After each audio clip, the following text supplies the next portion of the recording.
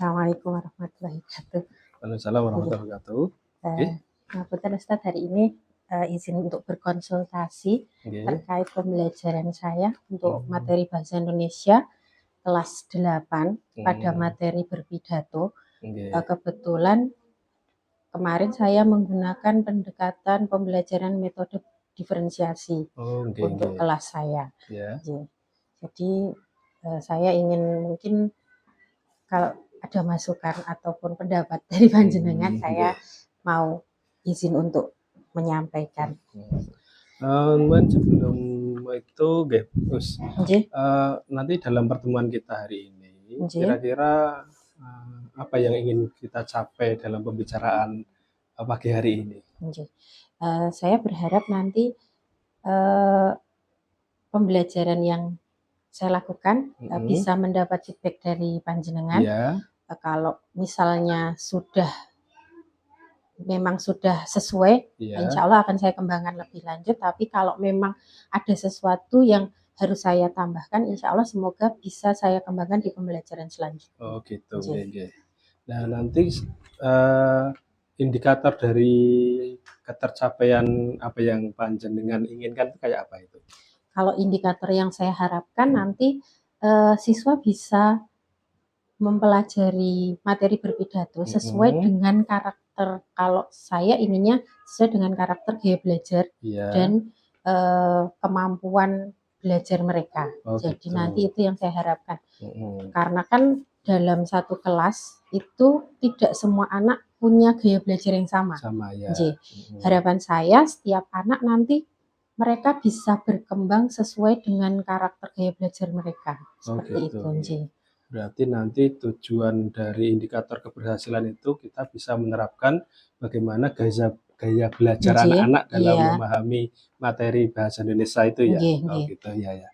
Kemudian mungkin kalau bisa disebut selama pembelajaran yang sudah ini, itu kalau diskalakan antara skala 1 sampai 10 itu kalau menurut panjenengan dalam pembelajaran panjenengan ini sudah memasuki di skala berapa ini? Kalau menurut saya untuk saat ini mungkin masih di sekitaran 7 nggih Ustaz, karena ada beberapa kendala juga yang saya hadapi ketika menghadapi gaya belajar pembelajaran berdiferensiasi ini. Karena pembelajaran berdiferensiasi kan membutuhkan banyak aspek yang harus saya siapkan ya. Pertama kan saya harus menyiapkan kondisi anak-anak dulu. Saya memberikan diagnosa awal anak-anak. Jadi ada teks diagnostik, kemudian gaya belajar mereka seperti apa. Setelah saya kelompokkan, di satu sisi ada kalanya anak-anak merasa apa karena kemampuan kami berbeda jadi kami dibedakan gitu. Padahal harapan saya setiap anak bisa berkembang sesuai dengan gaya belajar mereka. Jadi mereka enjoy ketika belajar seperti itu. Tapi ternyata di kelas saya masih menemukan hal tersebut. Berarti kalau di rentang skala tadi masih 7 karena ada beberapa anak yang belum bisa menerima. Kalau ketika mau dikelompokkan, dia merasa kenapa harus sama yang ini, padahal saya pengennya sama yang itu. Nah, kemudian untuk niki,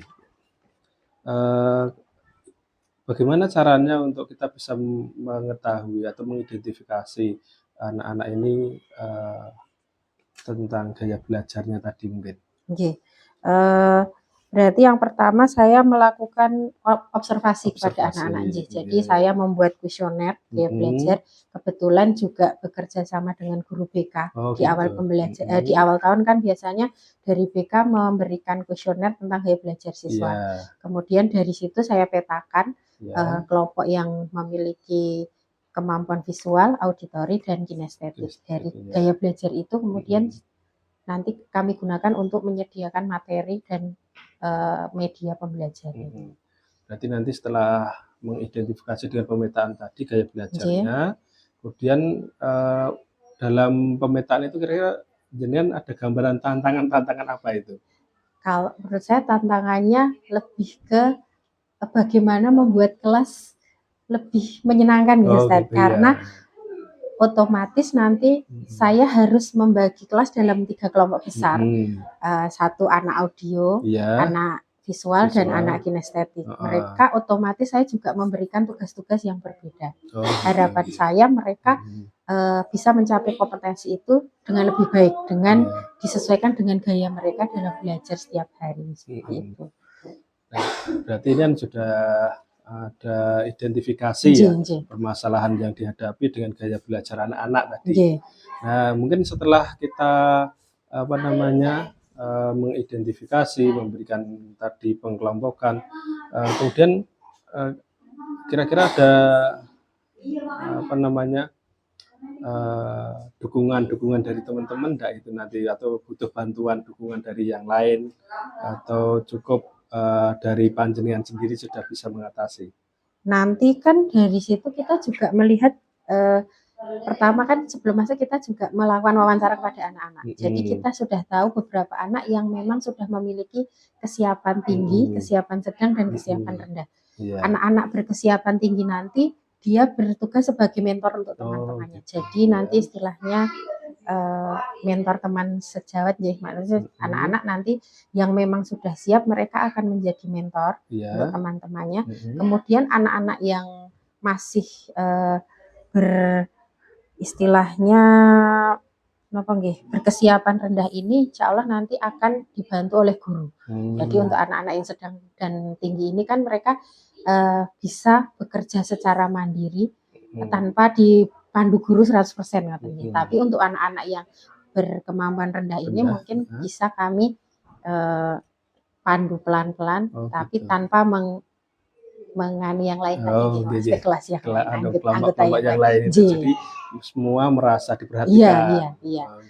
Berarti nanti ada pengelompokan, kemudian nanti ada pemberian tugas secara masing-masing sesuai dengan kriteria gaya belajarnya. Itu berarti sudah bisa mengidentifikasi untuk permasalahan yang dihadapi. Nah, kemudian mungkin setelah kita jenengan tahu itu pembagian kelompok, rencana pelaksanaan ataupun rencana aksi itu bagaimana nanti? Mungkin setelah dibagikan tadi, apakah cukup dengan tutor sebaya tadi, ataukah mungkin ada langkah-langkah lain? Untuk langkah awal tetap kami berikan gambaran awal pelajaran. Jadi guru tetap memberikan istilahnya pengantar dulu nggih. Jadi nanti anak-anak tetap memberikan penjelasan dari apa yang akan dipelajari hari itu. Kemudian rencananya kalau kemarin sudah dipelajari, saya membuat beberapa media yang bisa diakses oleh anak-anak sesuai dengan gaya belajarnya. Seperti anak-anak audio dan visual, saya siapkan video pembelajaran dan infografis untuk tentang materi pidato. Kemudian untuk anak-anak kinestetik, mereka juga melihat itu, tapi dengan lebih untuk mereka menyusun dan nanti mempraktekkan. Mereka mempraktekkan karena anak-anak visual kan cenderung aktif jadi mereka nanti bisa mempraktekkan pidato di depan teman-temannya. Jadi mereka memberikan contoh berpidatonya. Kemudian anak-anak audio ini nanti dia juga belajar untuk menyampaikan apa yang mereka laksanakan dengan bentuk infografis untuk ini.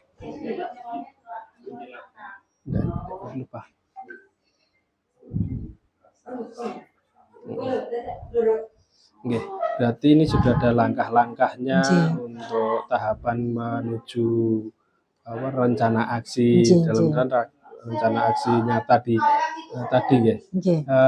Kemudian nanti tolak ukur dari keberhasilan rencana aksi itu kira-kira bagaimana? Setelah mungkin tadi ada pemaparan melihat video, kemudian yang visual berarti mengamati dengan melihat, yang auditory ya dengan mendengarkannya, kemudian yang kinestetik ya tentu dengan gerakan-gerakannya kan begini. Nah, terus untuk pidato nanti berarti mereka setelah melihat paparan-paparan itu mereka akan mempraktekkan di depan kelas kan nanti anak-anak mempraktekkan. Selain itu kan nanti itu untuk memunculkan percaya diri, diri siswa, sehingga mereka suatu saat ketika mengaplikasikan dalam kehidupan sehari-hari mereka juga bisa. Jadi mereka pertama ya untuk saat ini hanya belajar di depan kelas, di depan teman-temannya untuk mempresentasikan hasil teks pidato yang sudah mereka buat. Gitu.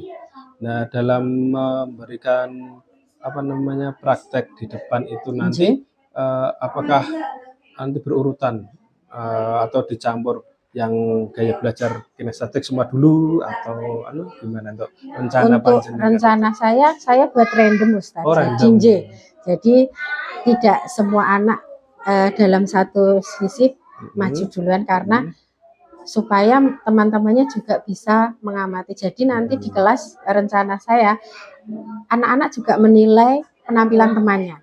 Gitu. Tapi sudah saya berikan kriteria yang harus mereka isi. Jadi mereka tidak mengisi asal, tapi sudah saya sesuaikan dengan karena setiap anak dengan gaya belajar itu otomatis nilainya juga berbeda.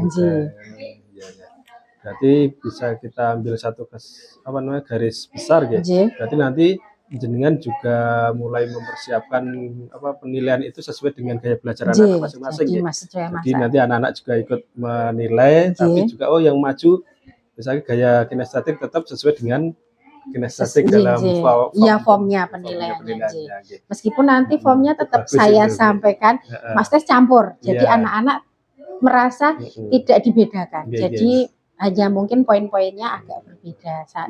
Itu langkah bagus itu nanti bagus bisa dikembangkan dan semoga aja nanti ke depan juga bisa semakin menaikkan rasa percaya diri anak, kemudian juga bisa memberikan rasa kepercayaan kepada temannya. Ternyata setiap mereka itu memiliki kelebihan masing-masing. Itu yang kami harapkan Ustaz. Nah, itu kan mungkin secara nyata pelaksanaan nanti. Nah, wujud daripada kesiapan anak-anak untuk bisa rasa tanggung jawab nanti itu mau dilaksanakan kapan? Dari permasalahan tadi mungkin jenengan sudah paparkan, kira-kira ini mau dilaksanakan kapan untuk komitmen ini nanti? Saya rencananya karena kita sudah di akhir semester insya Allah akan saya kembangkan di semester akan datang. Jadi untuk kelas 8 yang tahun ajaran baru nanti karena kemarin sudah saya cobakan di kelas yang sebelumnya di rencana yang kemarin ternyata hasilnya sudah agak lumayan. Jadi insya Allah akan saya coba lagi di tahun ajaran baru ini sehingga bisa lebih mendapatkan istilahnya hasil yang lebih baik lagi. Jadi anak-anak bisa lebih berkembang, lebih meningkatkan kemampuan mereka lagi. Nah, untuk rencana pelaksanaan tadi berarti di semester 2 awal nggih? Di awal semester 2. Karena ini sudah akhir di semester 2 yang awal pembelajaran. Ya, berarti kita coba nanti memberikan dukungan, tetap kita memberikan dukungan, support.